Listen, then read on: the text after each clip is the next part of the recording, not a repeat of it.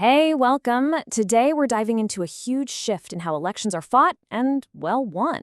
We're zeroing in on Bangladesh, but really, this story about politics moving from the streets to our screens, it's happening everywhere. For decades, campaigning was all about physical presence. You had the big rallies, posters plastered everywhere, and people knocking on your door. But that world has changed. The new arena is digital. It's Facebook, it's YouTube, it's even WhatsApp. These platforms are now the real battlegrounds where public opinion is shaped, and that's a game changer. So you have to ask, how did this happen so fast? Well, it all comes down to the explosion of internet access and smartphones across Bangladesh. With so many people online, political news isn't just on TV anymore. Nope. It's being consumed, shared, and debated right in the palm of your hand. Now look, this doesn't mean those traditional rallies are totally gone. They still matter, but they're just not enough anymore. To really succeed today, digital services have become an absolutely critical pillar of any serious campaign. It's a total transformation from physical rallies to digital reach. So what does this new approach actually look like? It's so much more than just randomly posting online. It's a structured, carefully planned strategy. You can think of it as a whole new campaign playbook, where technology is every bit as important as policy. What we're talking about here is a seriously professional operation. This is way beyond casual social media. It's a structured, data-driven system with one clear goal: influence how voters see things and turn that interest into actual support at the polls. It's all about crafting the right message for the right people, whether they're voting for the first time or they're seasoned professionals. And here's how it all comes together, step by step. A modern campaign is built in layers. You start with strategic planning, figuring out who the voters are and what they care about. Then you move to creating content that tells a story. After that, it's all about targeted outreach. And here's the magic ingredient: constantly analyzing the data to see what's working and tweaking your approach as you go.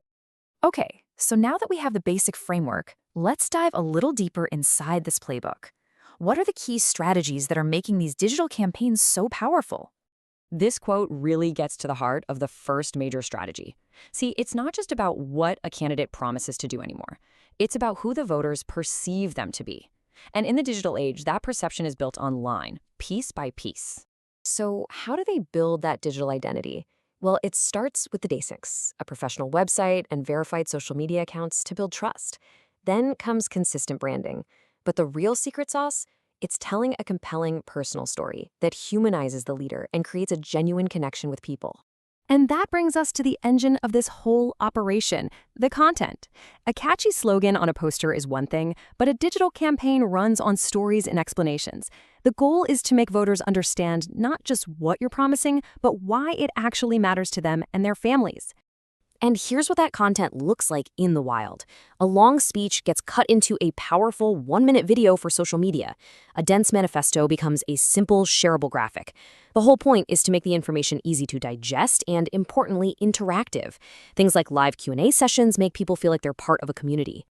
This really shows the fundamental shift from just broadcasting a message at people to actually engaging with them. It's about creating a real two-way conversation and building an active community where voters feel like they're being heard. That not only builds incredible trust, but it's also a great way to push back against misinformation. All right, let's talk about reaching people. Traditional ads are kind of like a giant billboard. They hit everyone who drives by. But digital ads, they're like laser-guided missiles. They let campaigns send very specific messages to very specific groups, like young voters or professionals in the city. It makes every single dollar you spend way more effective. And this right here really sums it all up. Digital campaigning gives you precise targeting, instant feedback from voters, and a way to actually measure your impact. You're not guessing if your message is working anymore. You have the data to prove it, and you can change your strategy in a heartbeat. Another huge part of the playbook is controlling the narrative. Using things like search engine optimization, or SEO, campaigns work to make sure that when you Google a candidate's name, the first thing you see is positive, accurate information. It's all about building credibility and fending off negative attacks. This brings us to probably the most important rule in the modern playbook. Campaigns are guided by data, not just intuition. It's not about what some campaign manager thinks will work. It's about what the numbers show. Every click, every share, every comment is feedback that helps make the campaign smarter and more effective in real time. Now, it's really easy to think this playbook is just for big national elections, right? But its reach is so much broader than that. These exact same strategies are being put to work in all sorts of different arenas. Think about it. Leaders of a chamber of commerce or a trade association or any professional group, they're all using these same digital tactics. Why? Because they also need to get their message out, inspire their members, and win leadership roles in a world where everyone is connected online. So where's all of this heading?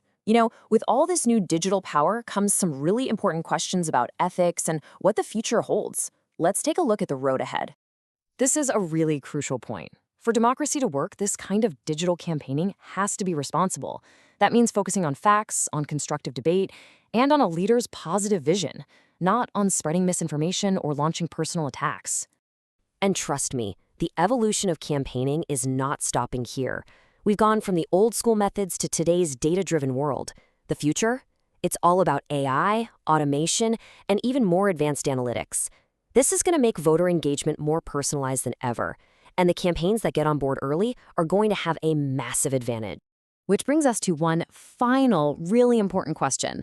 As these campaigns get smarter and more targeted, what does it mean for us, for you? What does it truly mean to be an informed voter in this new digital world? That's something for all of us to think about. Thanks for tuning in.